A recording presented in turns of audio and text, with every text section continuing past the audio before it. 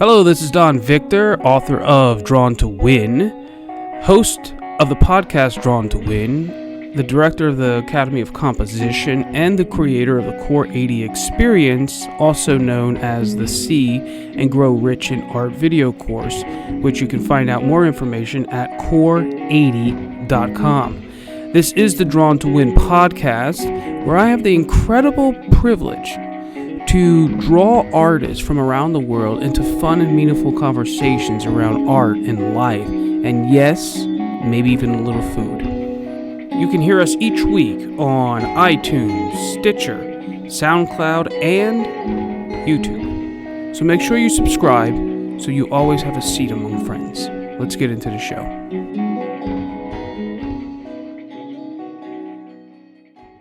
Holy Spirit, I want to invite you into this beautiful conversation. We're going to talk about story and a whole bunch of cool stuff today. And in that, Laura, welcome to this beautiful conversation. Well, thank you for having me. Indeed. Oh. So, yes. What came to your mind? What was that? I was just going to say, did you hear the announcement of the time? I don't know why it's doing that. But, oh, no. No. Okay. Don't worry. All right. So we were having a conversation real quick before we began this recording about Quakers and ultimately leading into Mr. Campbell. So tell me, what is it about Mr. Joseph Campbell that draws you to his work?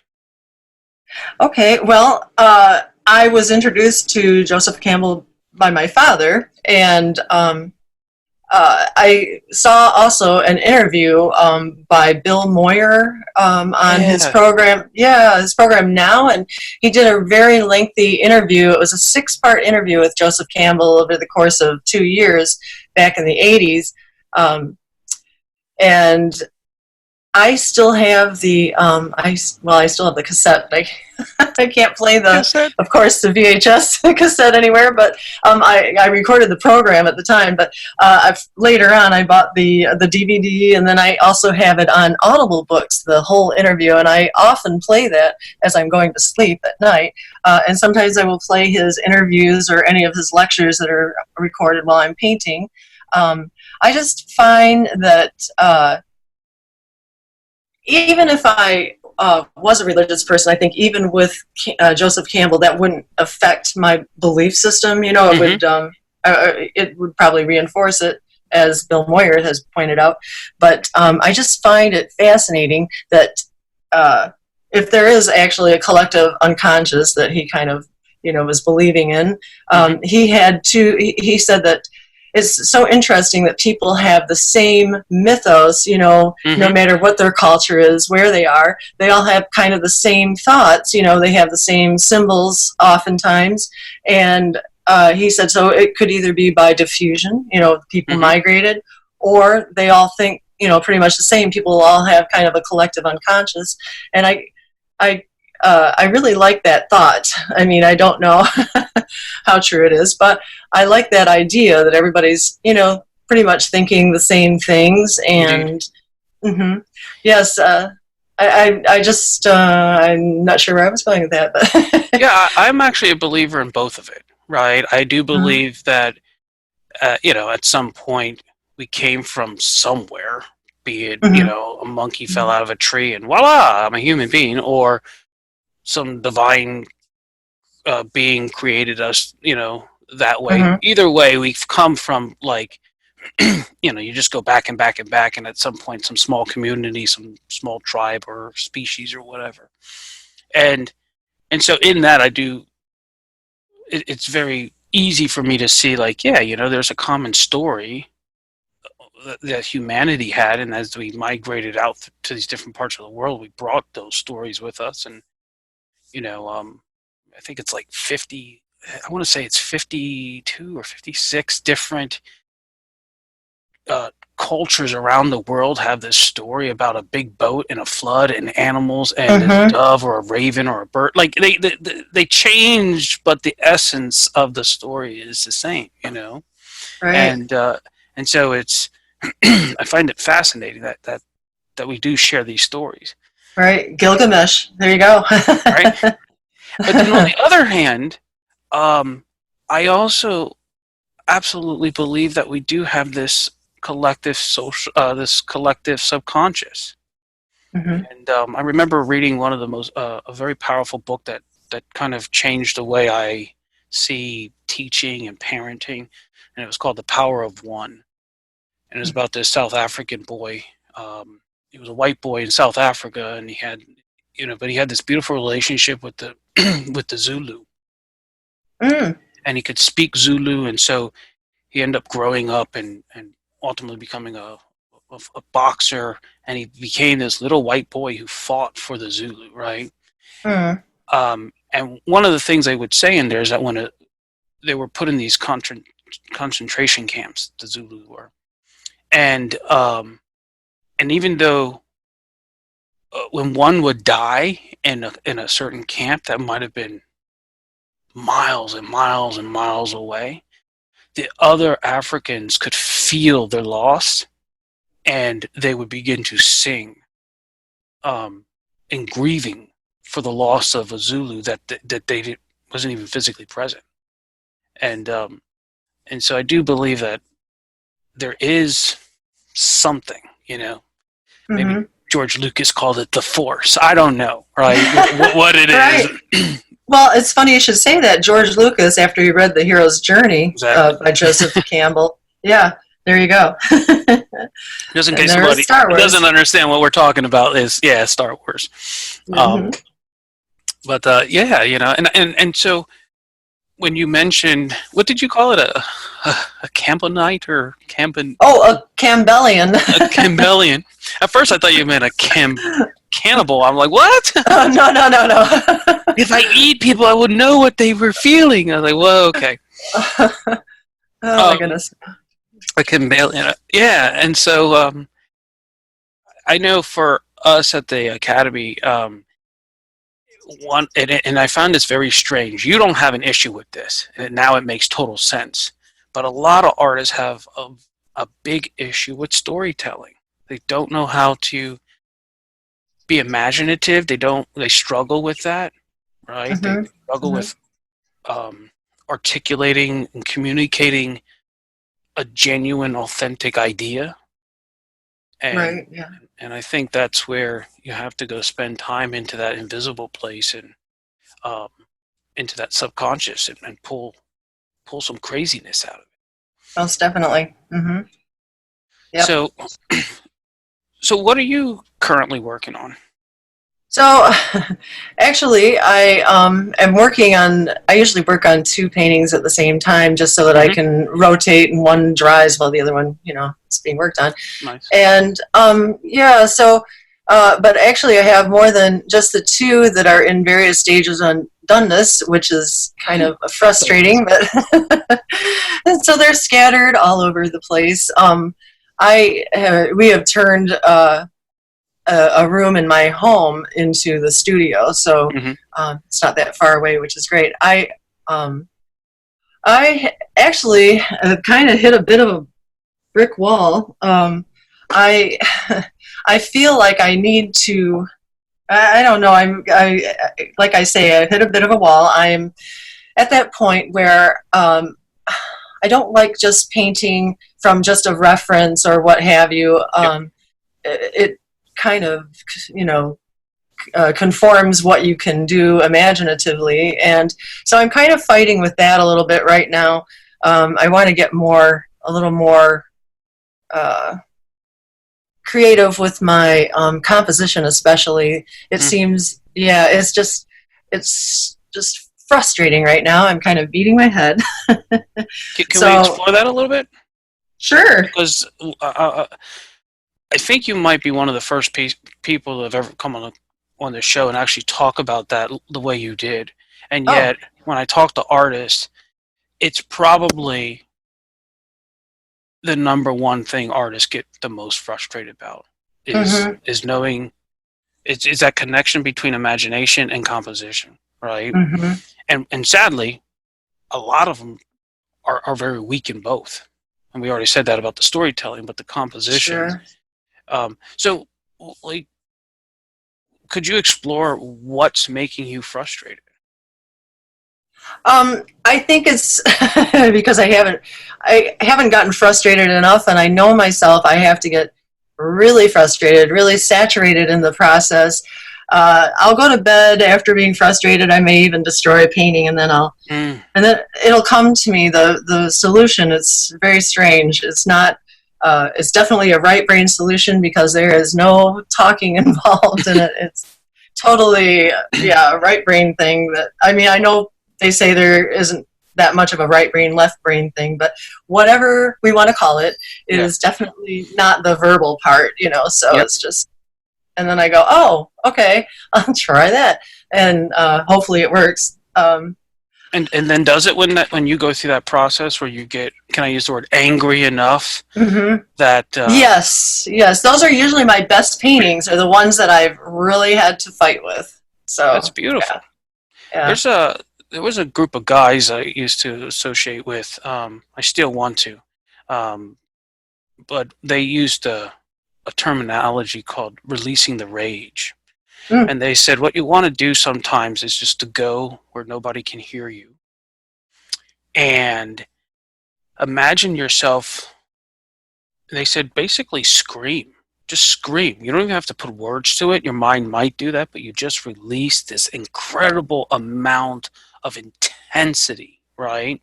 mm-hmm. And they said the way you want to do it is imagine yourself being like a gorilla, grabbing a hold of a snake and beating the hell out of it until it's dead, right? Oh Like God, that, that's horrible.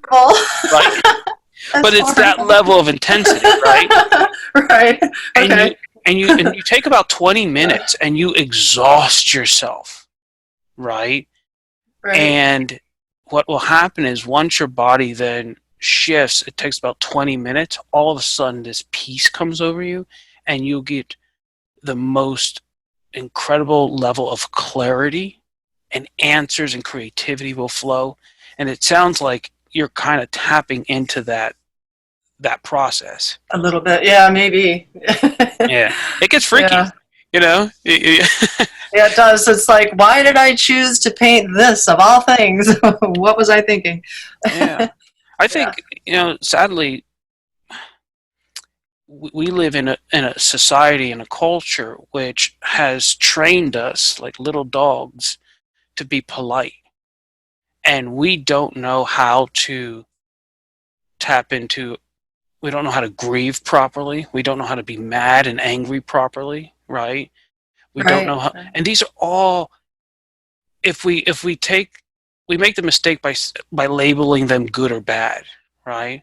But if we Mm-hmm. just acknowledge that it's energy and it's real energy, and go into it, it's amazing what can come out of it. I'll tell you a story that um, relates to it. I remember I was in a fire, right? I was trying to Oh. make um, my dad's famous French fries. And I was trying to heat up the oil because I was so excited to do that for some stupid reason I decided, well, it's going to get hotter if I put a lid on this big cauldron of oil, right? And so I put a lid on it.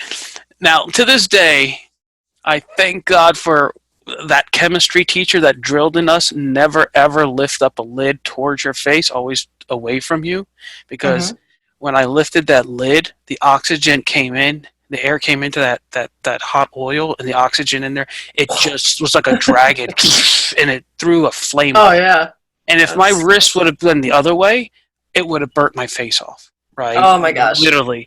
So it shot out, this fire shot out like a dragon's mouth all over the kitchen wall, and the Oh kitchen went no. up in fire, the roof, right? Oh You had this no. hot boiling oil. My little daughter, my first child, was not even one, so she was still crawling on the floor, Oh right? no. And and at the time, my wife, she was running back and forth like a chicken with her head cut off. She was just like me. We were just all terrified. And I, I was paralyzed. I was frozen. And Oh no. something came over me because I said, I'm seeing my kitchen go up. I looked at my wife, I looked at my kids, and I screamed at the fire. And I'm not going to swear here, but there were some swear words that came out. You're not going to beep and take away my house, my baby, my woman, my wife. And I screamed at this thing. And in that moment, that release, it was all of a sudden like everything went slow motion. And I could think so clearly. I remembered where the fire extinguisher was. I knew exactly what I had to do. And, I burnt my hand a little bit in it. But I've heard of people being in this slow motion experience. But I experienced that. And it came from this, hell no. Like, you ain't gonna, no, it's just like and in that, it was like this magic that came over me, right? This just level of absolute conscious awareness and control. And I saved my house and my family because of it. And so, yeah, it's, so I'm going to encourage you. Go paint some paintings and just hack them apart. Go break something. So give me an example of once when you got angry, but or whatever we want to call it. And frustrated, then, yeah. We'll call it frustrated. See, you're being polite, Yeah. Yeah. You got pissed off, and then you create something something great came out of it. I'd love to hear a story around that. Let me see. I'm trying to think of the last. Well, besides what I'm working on now, and I'm working on a girl walking these alligators, and yes, yeah. So, like I say, I'm still kind of frustrated with the composition thing. So. I'm trying to get a little more animated with it without getting too cartoony. That is the dilemma. I like Caravaggio said, paint, from your imagination, I guess, more or less. And so it's just trying to marry those two things, trying to converge the realism with your imagination, I guess. Yeah, and it's really trying to advance that more this year, and so yeah. So can we push a little bit on that? So you want to animate what? The alligators? Well, not necessarily that one so much, but well, let's just use that for an example, because that's easy for us to kind of visualize without seeing anything, right? Right. Yeah, it's just, I have I think a strong action line going on there. So I just, I don't know. I'm just, like I say, I'm probably, I'm knowingly trying to leave the composition that I'm doing mostly now to some extent, and then getting a little more, not really free-flowing. I don't want to say free-flowing because I don't want somebody to think that I'm going to paint more abstract. That's not no.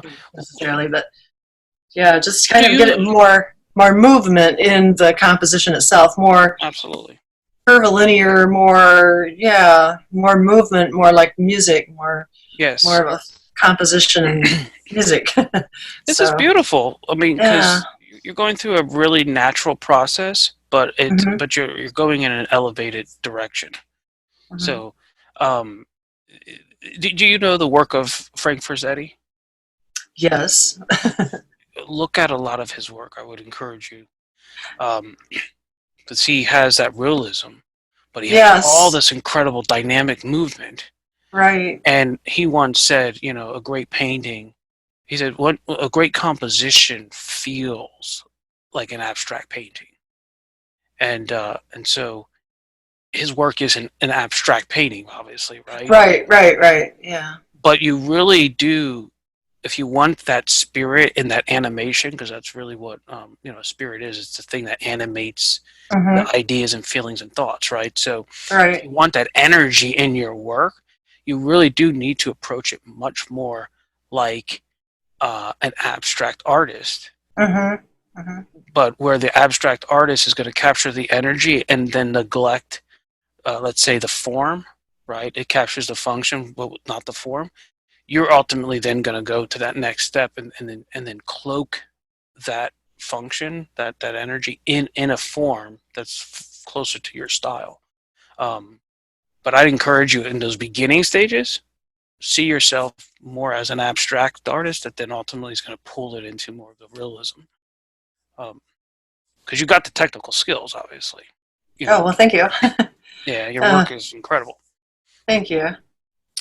But yeah, and there's tricks and tips and things, like to make it have it, to have that life that you're looking for.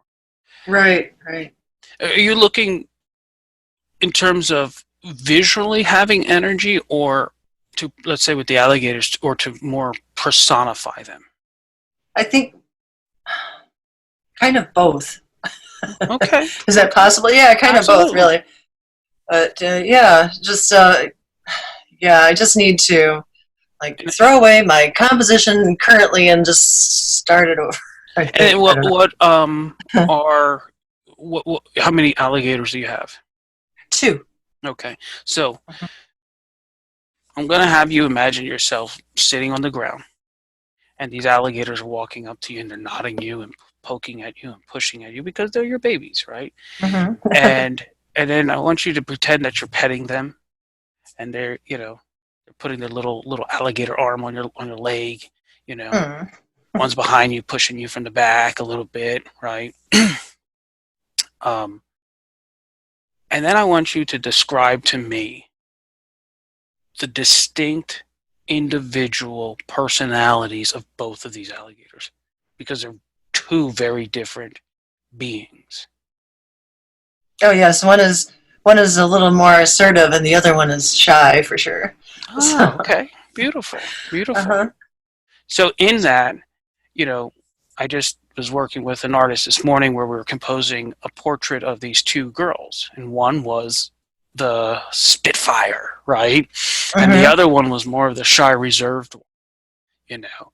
And so we had to go through a list of design principles and allocate them to the personality or the spirit of one child versus the other. And so, obviously, in the one that's more observant and kind of shy and withdrawn, we, we brought in a lot more verticals, a lot more horizontals.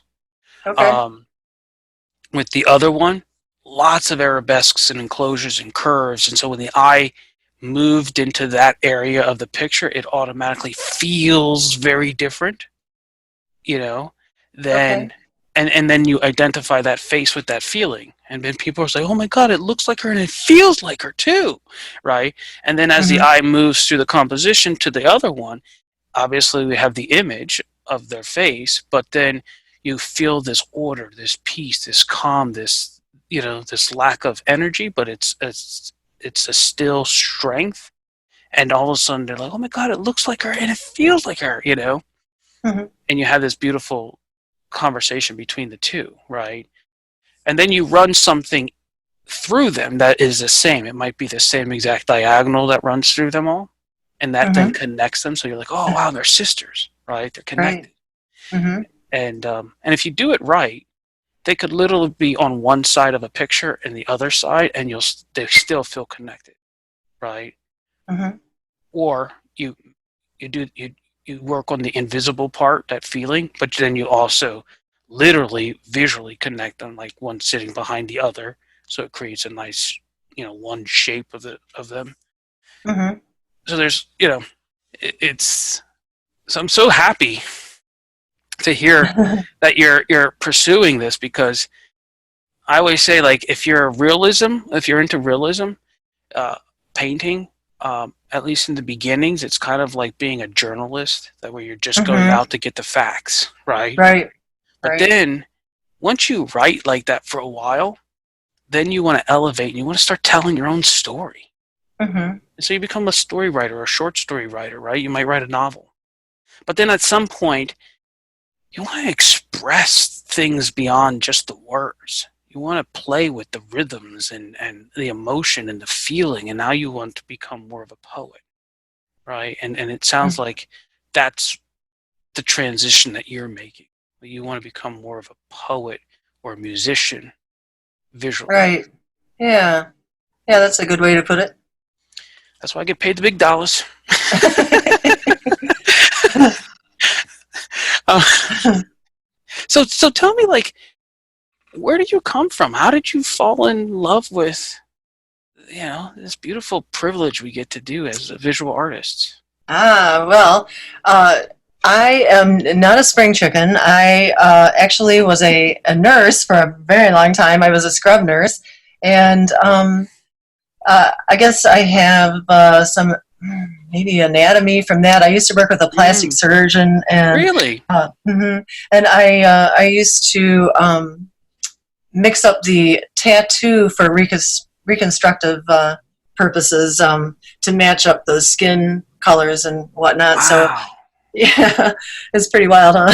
Mm-hmm. But yeah, the tattooing applied in that situation really makes all the difference. It makes everything look so much more real and lifelike. And yeah, it makes things more uniform and look like it's actually naturally occurring, or And you're talking about a person born that way. A person surgery, who died, yes. or after surgery? Oh, no. I mean, after person. surgery. Yes, a living person. Right. I never knew that they actually went in and like tattooed their face or body or whatever. That's interesting. Huh. Yeah, it really is. And it's very useful. And I don't know whoever came up with that in the first place, but it was brilliant. Give them kudos for that.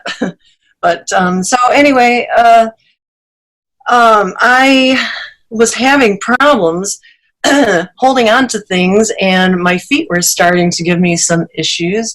I didn't really know what was going on, and eventually a podiatrist, a good friend of mine, Dr. Gary Sherman, I don't know if I should say his name, he's a brilliant diagnostician, and he said, I wonder if you have rheumatoid arthritis or lupus or something like that, the way your feet are presenting. So he referred me to a rheumatologist, and that's where I got diagnosed with rheumatoid arthritis, which is an autoimmune disease. It's not the same as osteoarthritis, unfortunately. I wish it was that easy, but it affects all the organs, and besides just the joints. So I wasn't able to stand anymore. So that was pretty much the end of the nursing career. And so I'd been doing some paintings. One of my I actually had been doing, while I was working in surgery, I was doing watercolor portraits of a lot of my coworkers' kids. And so that was kind of keeping me in the art loop. And then also, while I was working, I took some sculpture classes and whatnot, and I really love sculpture, but unfortunately my hands don't let me do that kind of thing anymore. But so I think maybe some of my drawing ability is from sculpture, being able to see things, all the way around. Yep. And I do tend to favor hard lines in my paintings, and I think that is the sculptor background. And actually, I'm looking at one of your paintings right now. The woman in the orangey red dress. And, the curse, yeah. Oh, yeah. And I'm looking at that arm. And first of all, I think the way that you draw hands and fingers is incredible. Oh, thank you. But I'm looking at the muscle that attaches to the back of that thumb and how it rides right up the forearm and comes around and links back into that elbow area, right? And it's such a beautiful, hard, diagonal line. And as soon as you said you took a sculpture class, I was like, oh, that is the line of a sculptor. And then you're going on and you're saying this, I'm like, oh my gosh, it's so spot on. Like, that is, that's beautiful. Oh, thank you. Yeah. Yeah, I wish I could still do the sculpture, but yeah, that's not going to happen anymore, sadly. But so I got into painting, but I was painting more like pop painting, like more like pop surrealism or whatever you want to call it, the outsider kind of art. And I was doing that. My husband encouraged me, and you know, I found this magazine called Hi-Fructose, and lo and behold, I don't know what the chronological order was here, but Pamela Wilson was in one of them, and Alexandra Manukyan was in the other one, or whatever. Maybe they're in both, or they're both together. But when I saw those two, that was a game changer. I said, man, if I can use my hands, I am going to learn to paint like that. So I still have a lot of issues with my hands. I don't have good use of them until later on in the afternoon, so I'm generally a evening painter. Okay. And it's dictated by the use of my hands, basically. So, yeah, we are. I'm trying to think where I was going with that, but anyway. So, Pamela Wilson and Alexandra Manukyan. Anyway, those two have had the biggest impact on my painting, and Pamela Wilson and also Alexandra are very generous with their information. They will answer anything if you have a question. And I used to be on Facebook a lot more than I am now. I've kind of grown out of it or something. And but I used to touch base with them on Facebook, and they will answer any question.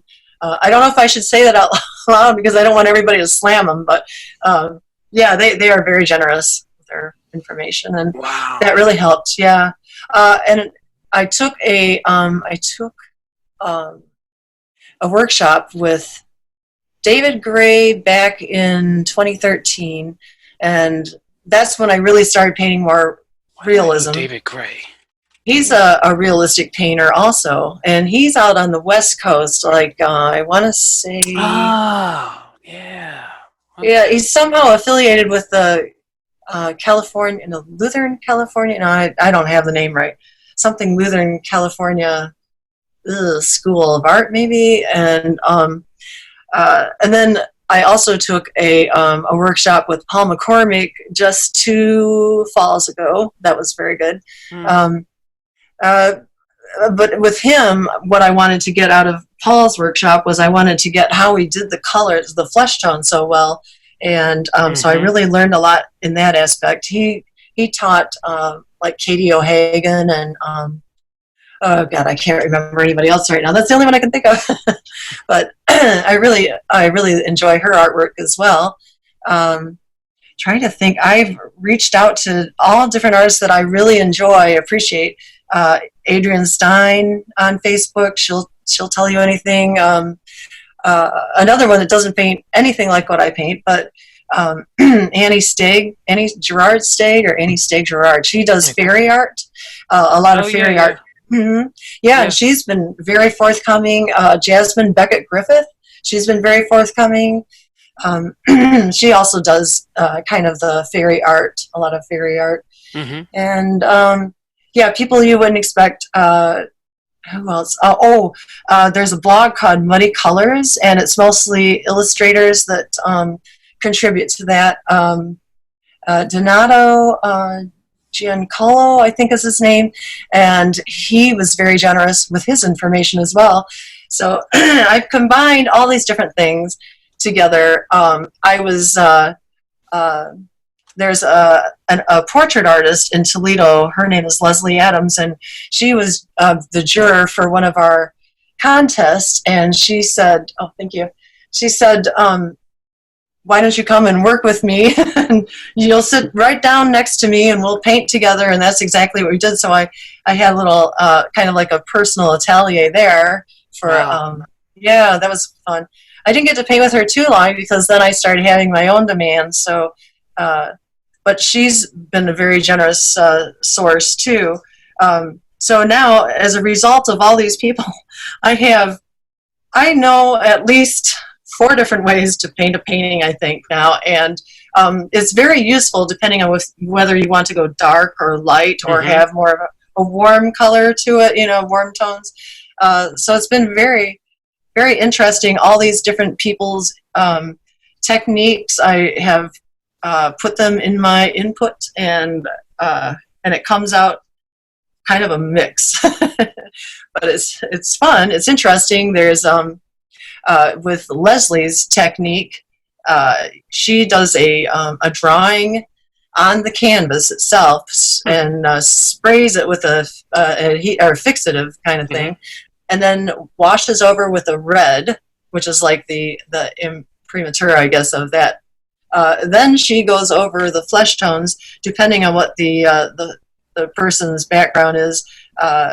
If it's Caucasian, she uses green underneath, and I really love the green because that's what the old masters used to use, was green, not blue so much like you see nowadays.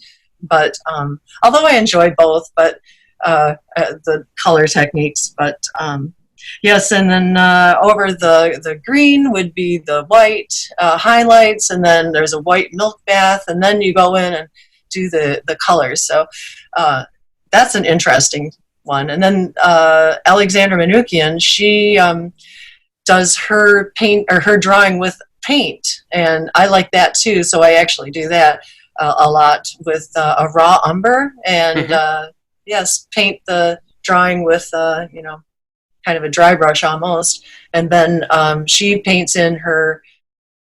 I want to say she does her darks, and then she does her highlights over that, and yeah, her stuff is just amazing. I don't know if you're familiar with her, but her stuff is just phenomenal. And you probably know Pamela Wilson. I probably don't even have to tell you about her either. But yeah, I would check out both of them. So they're very, very good. I was looking at some of their work as you were bringing them up, and so intense.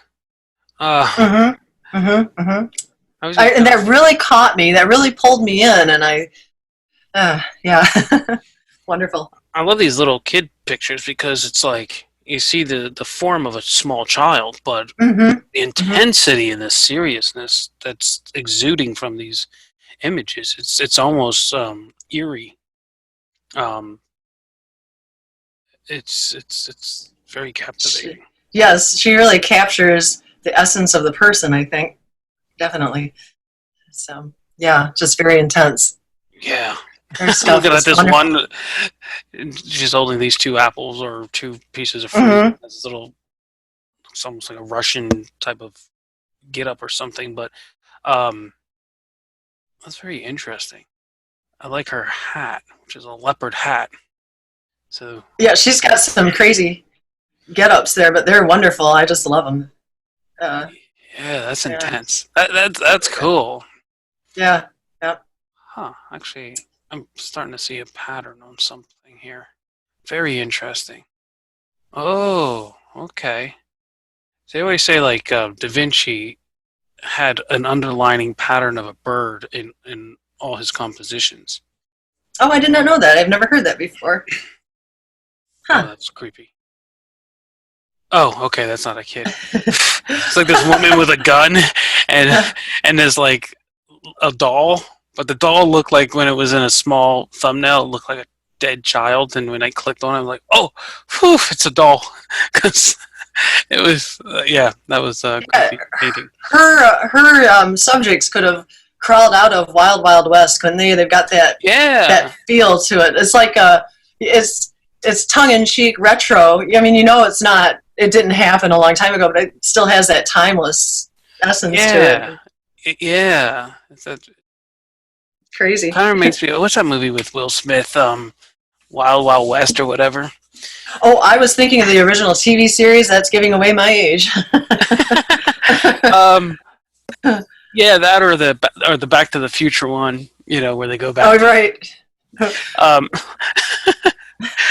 Yeah, I don't know the TV reference to Wild Wild West. So I'm starting to see. Oh wait, we do have a little gap there. But yeah, what's interesting about her compositions is inside probably 80 to 90% of them, it's almost like a lot of her compositions are kind of in the center, and then as you go up, then they divide into two. It's almost like this beautiful little curve that divides. And I'm Yeah. like, oh, wait a second. So like, even if like Rockwell, like I swear he had to come at some point and just design several compositions and say, these work very well for what I'm doing, because a lot of the compositions are very, very similar the way that they're laid out, and when you look at a bunch of them, you're like, wait a second, it's a different subject, but it's the same composition, right? And so Mm-hmm. they're just becoming efficient. But I think a lot of artists do that and they're unaware of it. And Right. I remember when I was in college, there was this teacher and she was doing a show. She was talking about her artwork and blah, blah, blah. And I started noticing every photo and every painting, and she was doing abstract painting. Every painting, every photo that she brought up had this almost like a nautilus movement to it, right? This nautilus curve. Mm. And then she talked about that she was from Jersey. Obviously, I was in Savannah, Georgia. She was down there, and that she actually went and spent time living in Greenland, right? And so even if you map those three places out, it still takes that same shape. And I was like, I have a question. Did you grow up on at the beach? And like, yeah. Like, That's the yeah, wave. Yeah. yeah. It's a wave. It's a shell. It's like Uh-huh. it's all imprinted on her. And then she was Right. like, yeah, my father used to play saxophone on the beat, and that you have that shape. And it kind of freaked her out a little bit, but it was so clear that it was this imprinted underlining motif in almost everything that she saw, either painted or took a picture of or whatever. Hmm. And it was cool. And I see that going on in Pamela's work here too. It's Yeah. cool. It works for her. Yes. Yeah. It's part of who she is. So Hmm. that's cool. But so so now you've gone through this process where you're acquiring these skills, Hmm. and now you're running off. Well, not running, but sorry, you're off like in your studio, and and you have to pull all this stuff together. So who are you as That's a an good artist? question. And, Oh my gosh, I am a mix. I'm a mutt for sure. I don't know. I and, have. and, and, and I know that's a very hard question and almost next to impossible for anyone to really articulate because it's always an unfolding. But Right. give us a sense of, at least a sense of who you are, as an artist. Hmm. Let's see. Well, I play a lot of music and a lot of books and a lot of podcasts while I'm Okay. painting, and I'm sure that influences it somewhat. I've been a little more melancholy, I would have to say. My son and his wife divorced, and she was my main model. Okay. I was going to ask you Yeah, who is your main model because she was, okay, yes. was. Was. And well, yeah, it's just so sensitive for my son to see any more Of paintings course. with her, so I'm just not going to include her for now anyway. For now. uh, I don't know if yeah, I don't know how that's going to go, but Well, it sounds like there's a pain there. Like you're trying to honor your son, but at the same time, you know, she was your yeah, I model. painted her so frequently. Yes, You have that her relationship. and yes, right. So I do have a new model now that I really enjoy working with too, and she is game for anything. So it's See the perfect. dark-haired one? Yes, she. Let's see, She's what did awesome. I have her as a siren, and she's holding a skull. Right? Yes. Yeah. I was Yes. looking at that painting and I was like, "Oh my god!" That's when I picked up on your hands, Oh, and I thank you. was like, the way that you articulated her hair, right? Mm. Um, and almost like in these long, beautiful. You know what they remind me of? I saw a cake the other day where they had this curled up chocolate on the cake, Oh, right? right. And there's just these beautiful long like things that you shouldn't be able to see that long and curled. So I see her hair, and it's almost like black licorice, right? Uh huh. And then it comes down, and then you come up into her hands as she's holding this little this deer skull, and then the fingers are very similar to her hair, where they're just like these beautifully long, delicate ribbons almost, and then you have this beautiful, yellow ribbon floating through it, and I was like, "Ooh, that's I like the way that feels." Thank you. So it was That's cool. that's probably the one that I most recently finished and actually got photographed. So yeah, you can see how I'm trying to get a little more movement or uh, Yeah. so frustrating. Well, I can, if you want, maybe one day we can get together, do a little call or something, a video call. Hmm. I see exactly what you're trying to do, and Mhm. the, the dilemma that you're playing with, or that you're fighting, is you're trying to do it visually, and you Yes. can't do it visually. If you only focus on the form to try to get that movement, it's very limited. It's kind of like Hmm. it's like the conscious and the subconscious, right? So the subconscious Right. is so much more aware than what you're consciously aware of, Hmm. right? That's why sometimes when you leave the house or whatever, you're like, oh, the keys, and you feel something's off, and then later on you're like, oh, when it becomes conscious, you're like, that's why I was feeling weird, because subconsciously you were totally aware of it. It just wasn't conscious. So with the painting, it's the same thing. It's like, if you want to get that movement to flow, so you put a Hmm. ribbon in there, and that helps. But then if you look at your background is like almost the way your brush marks are in the background. They Hmm. go in a very, very different um, direction. They're almost vertical. Hmm. And so if you were able to turn your brush strokes so that they actually mimicked your ribbon, that thing would actually echo out and visually vibrate out, and we would actually feel that movement, even though we're not technically seeing it move, Hmm. you know. And so Right. there's just a lot of Right. those kinds of little tricks you can do. But but yeah, so she's your model now. You're Yes. lucky. I love that hair. Uh, so what like how do you get a model for someone out there who's looking to get into that process? Right. Well, usually it's people that I know or related to, or that kind of thing. I started out with my cousin's daughter, so that was my very Okay. first model.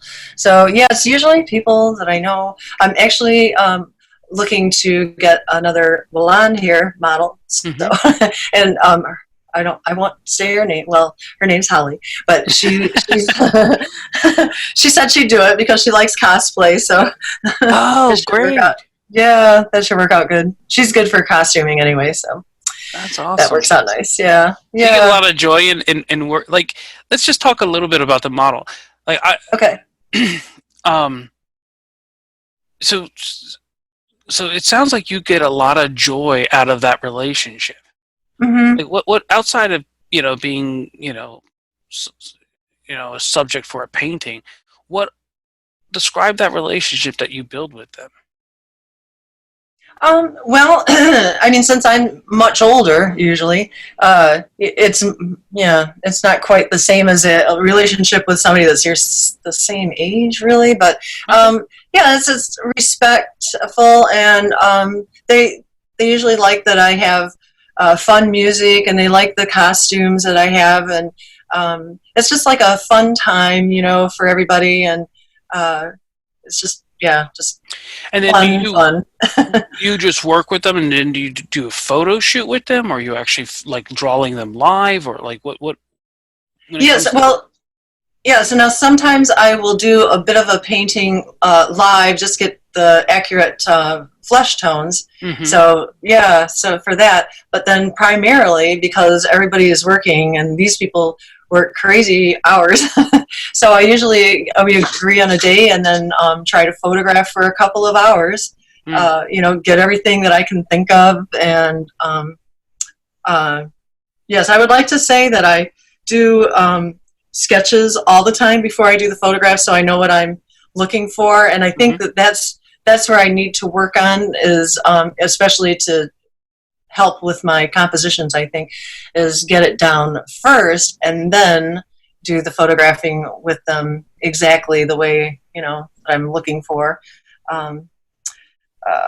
As far as, for my new composition. But the old way, I was just looking for capturing their face, and trying to get, some kind of interesting story out of the way we have them posed in different costumery. And so. Costumery. Yes. Yes, and I like the whole process with the props and everything. A lot of times, well, especially like in the Curse, the one with the orange-red dress. So she was sitting on the stool, and holding the other props that are dangling. But the what she's sitting on, all of that wasn't actually exactly that way. I actually set that up separately and did that kind of like a still life underneath her. So I just really wanted to get dramatic lighting with her, and So yes, interesting side note: the voodoo doll that I got there, the one with the purple and the feathers on the top. So that actually came from the Mardi Gras capital, and they asked me if I wanted white pins for good or black pins for bad, and I'm like, oh no black pins, just send the white ones, I guess. So, but they sent both, and I was really upset. I'm like, well, now what do I do with these black pins? Why do you make me choose? Why? I don't want to do that. So, I just wanted it. I don't want to cause anybody any problems, and funny. So that painting has a lot going on in it, right? And then you look at a painting like the two that are, one has butterflies around her head and she has flowers on her head. Oh, and sure. The other one has a bird on her head. Like, yes, those are very two different. I don't know what you call them. I don't want to say styles, but approaches. Let's say. So articulate like the difference between like what. Why did you design those? Well, I was at the Portrait Society, and Masterworks Frames was there, and so pretty much the frame and the panel, those are all custom. I kind of dictated to keep it simple. I can't really have too much going on with that kind of a thing. At least I felt that way. So I was looking for kind of a simpler kind of a composition, and so they're flora and fauna, and I just kind of went with that. And of course she doesn't have the bird on her. That's a northern flicker, and they're very skittish, so they do come to our yard, to our feeder, but it's not very common to see them. They're beautiful birds. But just beautiful. And then the butterflies, I accidentally hit a butterfly. It was a black swallowtail, that's what it was. And so it's a little bit of a tribute to that with the butterflies. I felt so bad. You accidentally hit it. What do you mean? You were driving and you hit one? Yes, and I felt so bad. Yes, I felt so bad. I pulled over. I found it. I saw where it went, and I brought it home, and I put it on the flowers, and I'm like, I'm so sorry. I mortally wounded you here, and wow. You are a nurse. It was horrible. Oh my golly. Wow. You need to put up a sign on the edge of that road, butterfly crossing. Oh my gosh, I know, right? Watch out. Oh, yeah. Like swerving. I can't hit the butterfly. They have the most interesting chrysalis, these swallowtails. I don't know if you've ever seen this, but you should look it up online, one hatching or one making a chrysalis. It's like they turn themselves inside out to make this chrysalis, and it looks like an alien. I mean, I swear. Look it up. It's fascinating. Just fascinating. I don't even know how to spell that. Swallowtail butterfly. Yeah, chrysalis. Swallowtail. Okay. Yeah. Okay, I'll look at it. I'll just type it They're in here. crazy. There it is, swallowtail butterfly. Yeah, we get them around the yard. They are weird looking, but very interesting. Fascinating, isn't it? It's just... Yeah. I love it. I'll click through that a little bit later. That's cool. And that's another thing. As much as I love nature, I used to be a big-time gardener, and now I can't even pull out a blade of grass. It's too hard.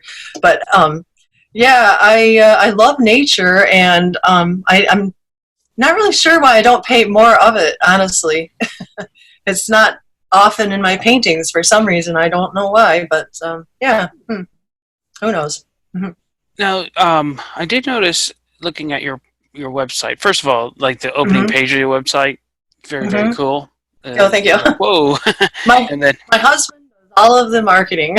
oh wow, great, great, Yeah, that's awesome. he And did the then website. uh, So. and so what I noticed is that you do have these beautiful frames, and I don't know if they're random or if they're intentionally chosen.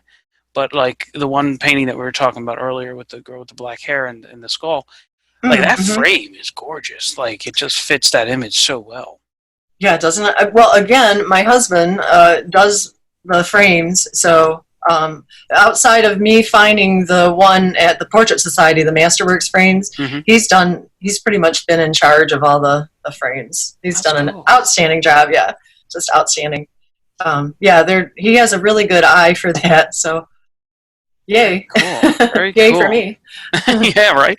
Um, and does like does he do the framing? Does he have like a little shop that he does that at, or like in your studio, or does he just choose it and sends it out and like? um, Yeah, he chooses.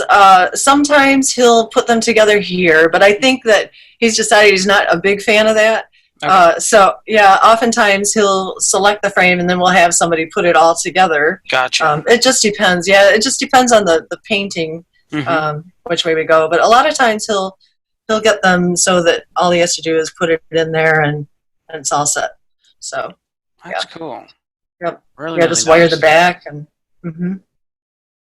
Yep. Um, I started out with antique frames. I'd find antique frames at various, I don't know, estate sales or whatever, mhm.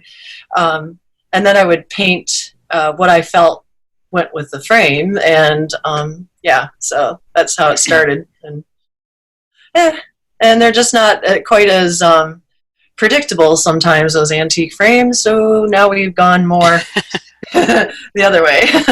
Totally, So totally. yeah. Yeah, that's what I do. I use Facebook Marketplace, and Mm, okay. it's like, oh, $20 for this picture. I'm like, yeah, picture's okay, but that frame is delicious. Oh And yeah. and Yeah. so I'm in this habit of always like give like, oh, $20, would you take 13 $12 for it? Oh, there And you go. 80% of the time people are like, sure, okay. And then I go and get this beautiful frame for like $12 or whatever. And and so I have this whole stack of gorgeous frames that I've picked up that way. Um, Oh, neat. but Nice. now you have two paintings all the way at the bottom. I don't know if they were more recent or maybe like when you first started, but like these floating ghost chicks. I don't know if I should Oh, say that. yeah. So the one's really a study, but we put a frame on it anyway. And that's the one that's all blue. Oh, And that's a study. Okay. yeah. So, and then um, the one on the far right, I don't know how the layout comes Yeah. out on your Yeah. computer. Yeah.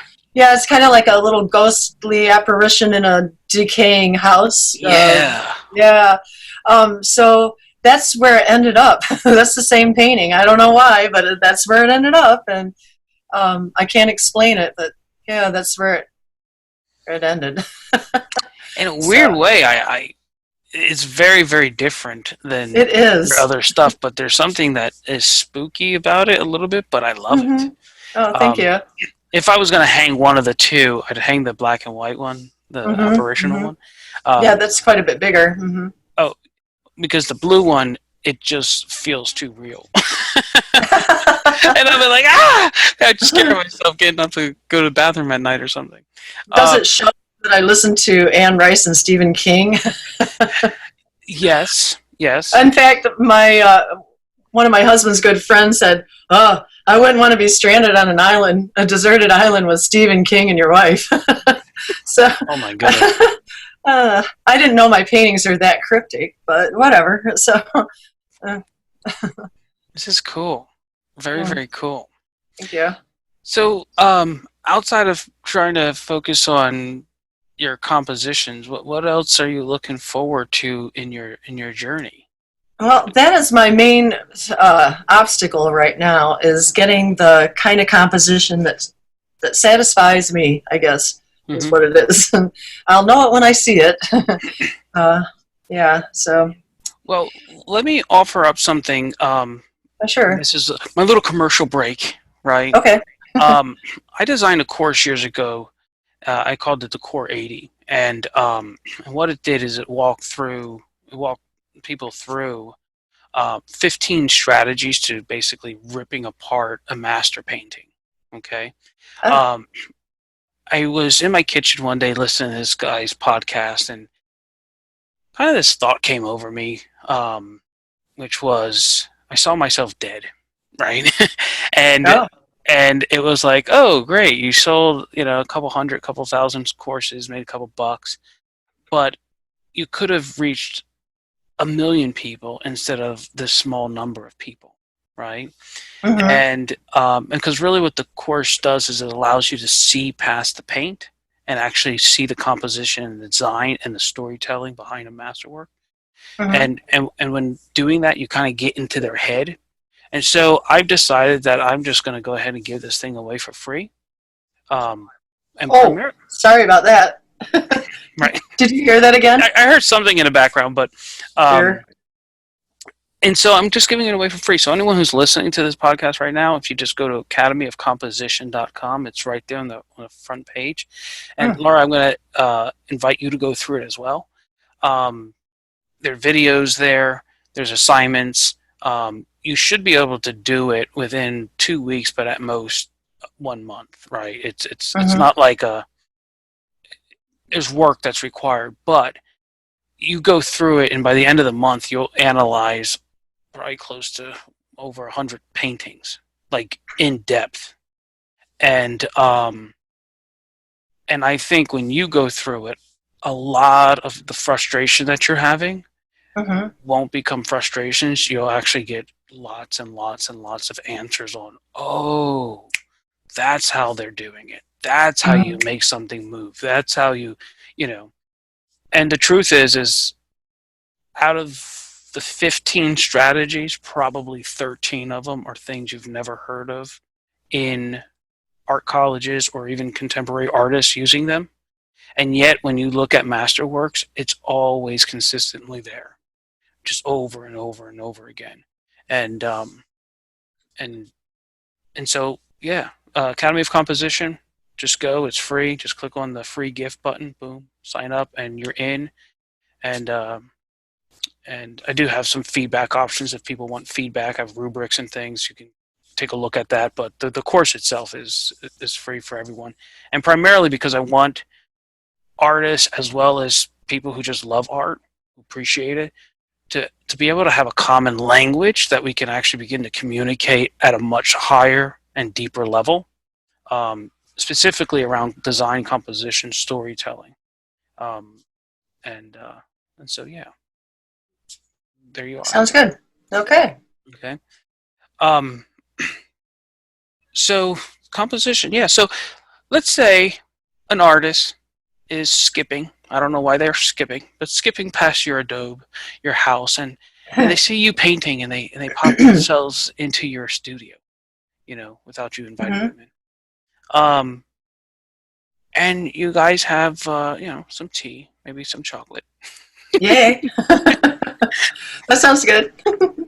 and they ask you for some advice. What's some advice, some sage wisdom that you would give to a young artist?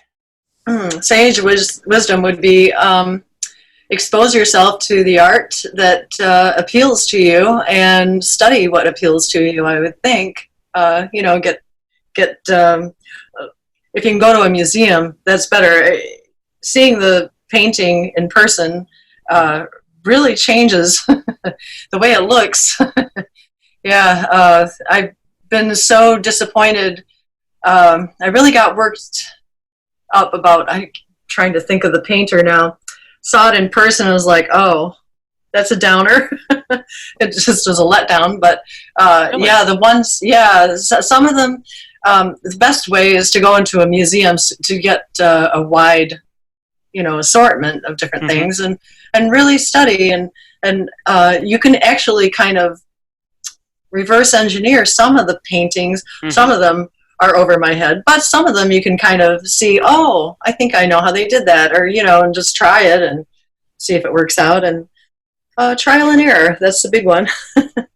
Just try it out. I mean, it's just paint. Just sit down, just do it, and, you're not going to get anywhere if you don't start somewhere. That's right. Mm-hmm. So you immerse yourself in the artists that appeal Mm-hmm. to you. Right. And that's brilliant advice. And you were explaining that earlier by putting the list of these artists that really influences and Yeah. then anything else that you would tell them? Oh, goodness. Take care of your paintbrushes. Make sure you wash them out every time you use them. I do Alexandra Manukyan's method of cleaning out brushes. She, gets the bulk of it off with the OMS, or the odorless mineral spirits, with the wire in the jar kind of thing. Clean it off, the biggest chunks. And then when you wash it, I use Spell's Naphtha soap, the old laundry soap bar. Oh, okay. And you can get it at Ace Hardware or wherever. I purchased it everywhere pretty much, grocery stores or whatever, and then just warm water and clean your brushes out nice. And she actually wraps hers up in tissue to keep the shape, and I do that with the ones that I want to keep the points on. Mm-hmm. Some of them I don't bother wrapping, but just lay them flat to dry. Don't ever let your brushes soak in anything. I've seen people let their brushes just soak, and that's really bad. It'll weaken the ferrule, the ferrule where the hairs join the handle. Mm-hmm. So, yeah, that's not good. And so when you take that soap, are you then taking the brush and then kind of rubbing it on that soap? Right. I kind of go in a circular motion, the way she showed. And then rinse it, and then I usually wash it twice that way. I get them all soaped up, lay them down in the sink, and then I rinse them all out, and then do it again. Sometimes, yeah, just make sure there's no color, no pigment coming out anymore, and you've got it clean. So. And how long of a process is that normally? Let's see. I usually play my music. It usually takes about. It depends on how many brushes I have. Yeah, no, sometimes it takes a lot more than that, like half a playlist, but just depending on how many brushes. Sometimes I go through every single brush I own, just about, and so I have tons to clean out. And then sometimes I don't use very many. It depends on what stage of the painting, later on you get a lot more colors going on, and so, yeah, you have more brushes. I love that you're bringing this up because, artists, obviously, a lot of artists suffer from this almost a flightiness in their personality, right? Like, I'm doing this now. Oh, I'm going to go do this now. I'm going to go do this now. And if you want to be a disciplined, serious, deliberate artist, then what you're saying is that you have to then take care of these things, right? Mm-hmm. And you have to think ahead and invest the time into it. And so if you got to be somewhere at 8:00, you're not painting till 7:50. You might have to end at 6:50, so you have an hour to clean your studio, clean your brushes, right? And actually care for yourself and respect the space and the equipment. That's a very sobering. Oh yeah, and I think that I get a little bit of that from being a scrub nurse. I always, I was pretty much OCD. I like I wouldn't have been a good emergency person, really. I was more organized in a way that was very methodical, very very laid out in a certain way to anticipate So yeah, my colors are always in the same place. In the drawers, I have my cool paints in one drawer, and I have my warm paints in the second drawer of my Tabaret. And so I like to keep everything in the. I like to categorize everything, and it probably would drive other people nuts, but I have to have some organization on the way it is, so I don't have to really look at what I'm grabbing. I know right where it is and what it is that I'm, grabbing, and that's where I always put it. So I don't have to think about that. I just, it's just intuitive, and then just go for the painting. And so if you take care of everything, you know where it is. I think it saves a lot of time too. Yeah. So yeah, I think that's something they say to. My brother's really big in the military, and he's a magician, and and the way he's organized his house, his business, his life, it's like very similar to what you just said. And he always used to say, in the military, they say, if you take care of your weapons take care of you. Right? There you go. And, yep, same thing. Mm-hmm. Yeah. Yep. It's the same principle, yep. Respect it. Respect it. So who are, in terms of, like, being a studio artist, something that's important that I like to get out through these podcasts is one of the important things is this idea of agency. So helping us as artists begin to think that we're not just these isolated, creative creatures, but we're actually connected to something bigger that allows us to, facilitate our art. And so who are maybe about 3 resources or individuals that you lean on that help you fulfill the making of your art? Oh, well, my husband, for sure. He lifts everything. He will sometimes have to move my paintings higher or lower for me. I do have an easel, a crank easel. And then another way is putting it directly on, hanging it on the wall and then moving it up and down there. But usually they're too heavy for me to move myself. So he usually has to do that. Sometimes he has to open things because I can't open anything anymore. Yeah. I have pliers that I use to open my tubes of paint, sorry. Mm-hmm.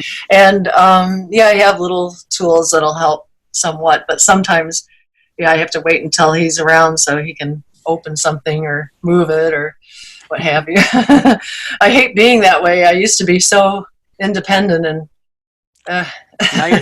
now you have to act like you're married. Yeah, yeah. I say my hands are mannequin hands because they're just useless sometimes. Yeah, they're so useless. There's a skit on Jimmy Fallon that he does with these mannequin hands. Did you ever see it? That is me. I'm thinking of this one with the Saturday Night Live, but I haven't seen the Jimmy Fallon. Although I am going to go look it up. Yeah, they're pretty funny. Mannequin. And it's presented like a soap opera, but nice. So I'm just kind of curious, when your husband has to come in and like open up a tube of paint, does he open it and then lay it down and beat his chest like, "Oh, Iron Man"? Yes, usually on my varnish and stuff. Yeah, he'll say, "There, I painted it. I did it." That's nice. I'll take credit for that. Yeah. So yeah. Beautiful. So your husband is one of the people in your process. Oh yes. Yeah. And then who else? Let's see.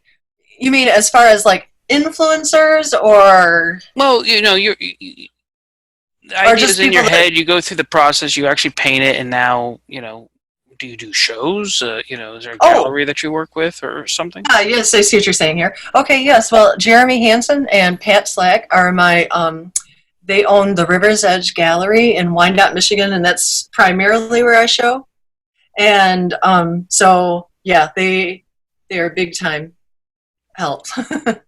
So, yeah. And then I would have to say another person, Tim Thayer. He's the guy that usually photographs my paintings. My husband photographed the last couple, so they've got some glare because we haven't really ironed that out. But I almost always take them to Tim Thayer, and he does a lot of photography for Detroit Institute of Arts and Yeah. some other art make and that kind of thing. So, yeah. Yeah, if you guys need a good photographer, take photography, you might call a local museum and ask them who they hire. They usually don't have someone on staff. They usually have a photographer Right. they use to bring in, because even though you might hire a great photographer, if they don't know how to photograph paintings, it's just not the same. So Right. Yeah. He's very good, and he photographs. The reason I know of him is because Leslie Adams, that I used to help out, she's the one that always recommended him. She uses him all the time. So, yeah, it's pretty neat. She paints a lot of archbishops and doctors and what have you. So that's cool. Yeah. That's cool. Yeah, Very cool. yeah, very neat. So I was going to say I didn't go that way because I wanted to have more autonomy, and also because of my RA, it's a little unpredictable, and I probably would not be a good portrait artist because of that reason. It's just too unpredictable sometimes. If I've got a change in medicine or whatever, that could end a lot of stuff. And so, like, roughly then, on average, I know every painting's different, but like on average, how long does it take you to do a painting? Some of them take months, and some of them surprisingly take a couple of weeks. It just depends on so many things, like how quickly it's drying, and I will add cobalt dryers sometimes to dry, especially earlier in the painting. I don't like to add it later, but so I've done that, and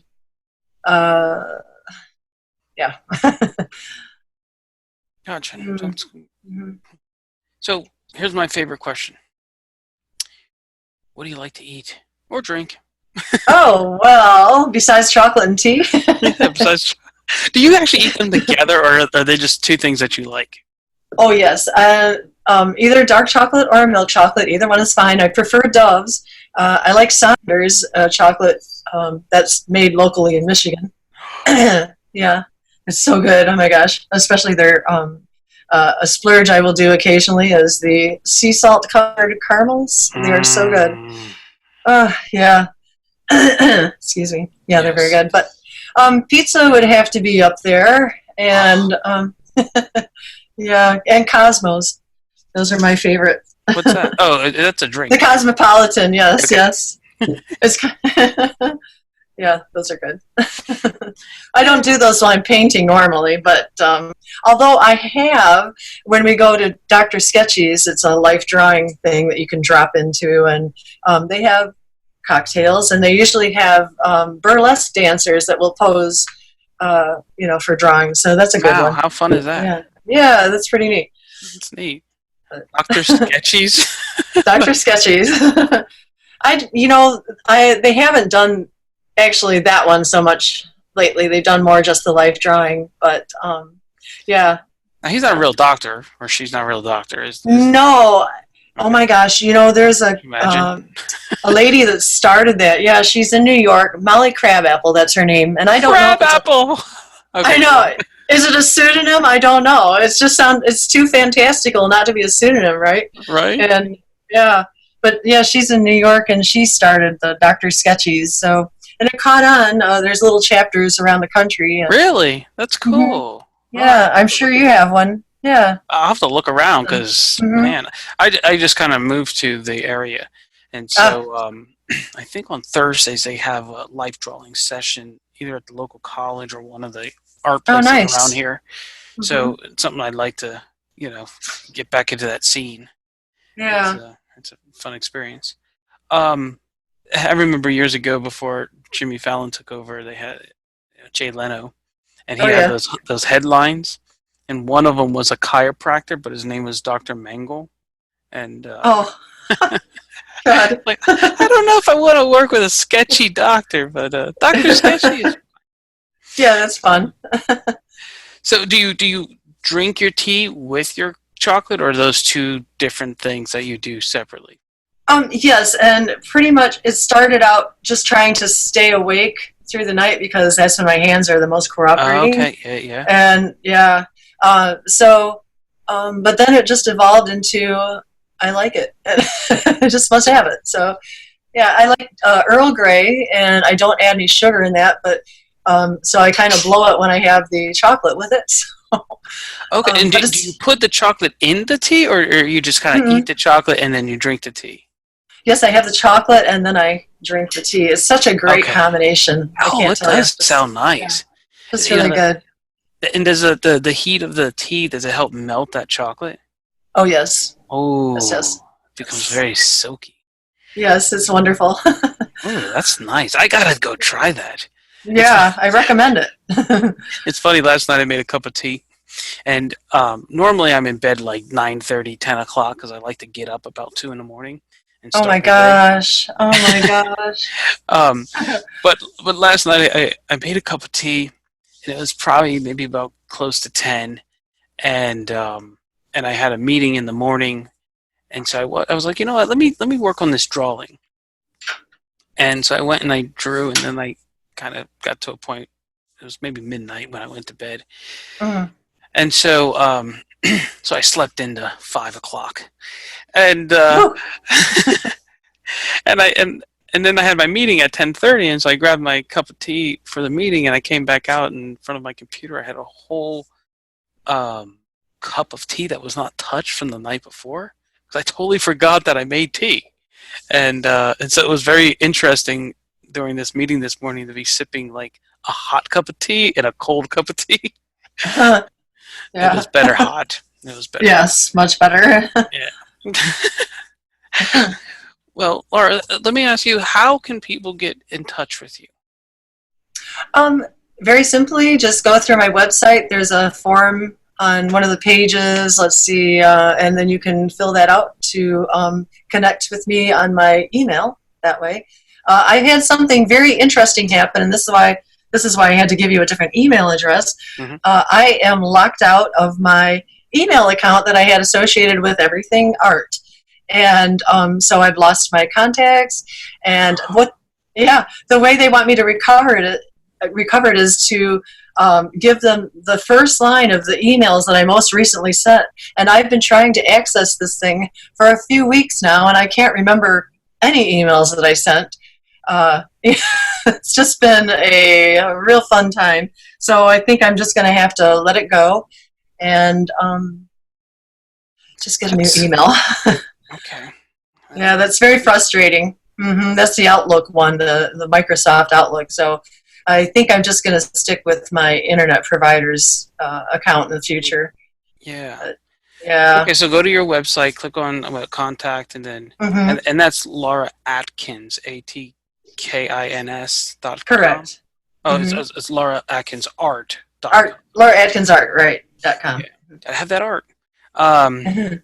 yeah, your work is beautiful, and so Oh, thank anybody who you. goes there is going to enjoy it, and I look forward to seeing this new evolution that you're pushing towards, because Yeah, me too. uh, yeah, I mean, you got the skills, you have the creativity, and now when they merge into a poetic form, um, you're going to be tapping into some incredible, incredible works of art. So I I'm hope going to so. look forward to seeing what you have. Uh, On that note, thank you so much for this beautiful conversation. oh, you're welcome. It's very nice to meet you.